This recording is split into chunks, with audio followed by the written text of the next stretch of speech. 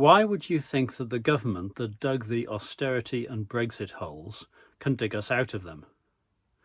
My name's Mike Cashman, and if you want to hear more from me, do subscribe to the channel, buy the satirical books and music, or ask me to speak. So, austerity, Brexit, I'm going to go further as well. COVID, democracy, A, B, C, D.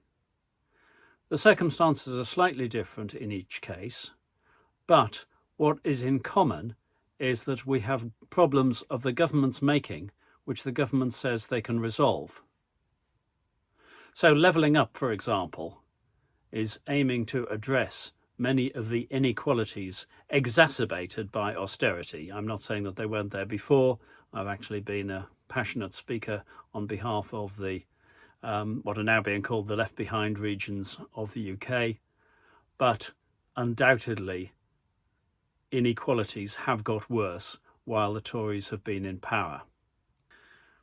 The first general election that I made any comment on was the 1964 election, and the Labour Party were then campaigning using a slogan of 13 years of Tory misrule, which they continued to refer to when in office under Harold Wilson, having won the election.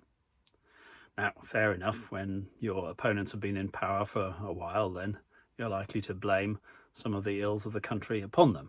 That's fair enough.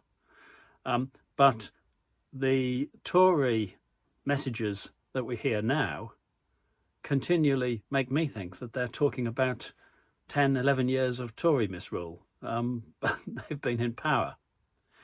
So levelling up is about resolving some of the problems which they have exacerbated. On Brexit, it's very much more straightforward. The Johnson and Frost do not like the agreement that they negotiated. They have taken us into this mess.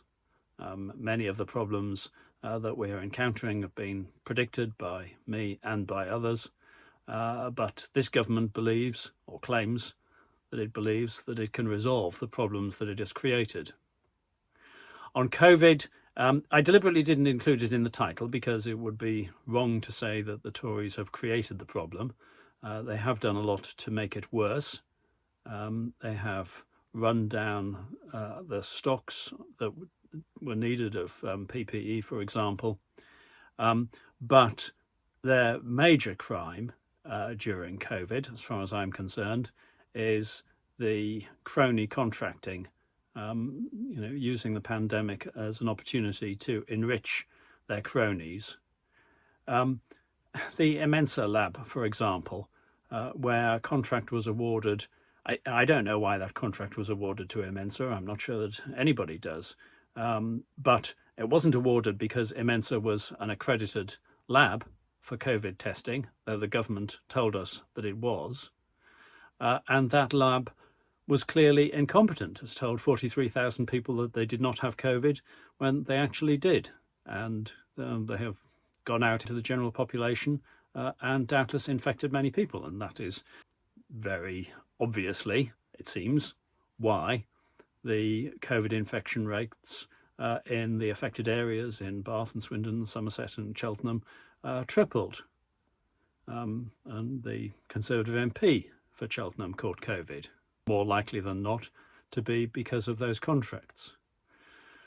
So the situation in the UK, both in terms of deaths, even if we just take the Immensa lab, that will have created additional deaths because of crony contracting, and it will have created many additional cases of long COVID.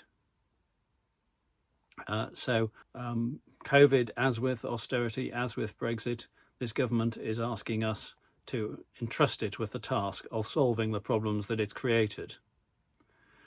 ABC, that brings me to D, democracy. Now here, the government is busy dismantling many of the controls of our democracy, and their reaction is very predictable. If somebody criticises them, they seek to dismantle it.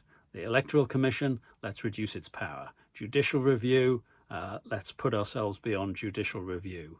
The Parliamentary Commissioner for Standards, she is told that she should consider her position without any justification for that. And the process by which a Tory MP was judged to have very significantly breached the standards and undertaken paid lobbying, their reaction, as we've seen, was to try to dismantle the process.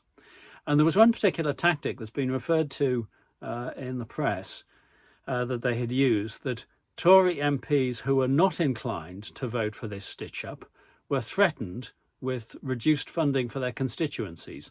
Now, I'm not saying that the allocation of additional funding for constituencies was fair in the first place.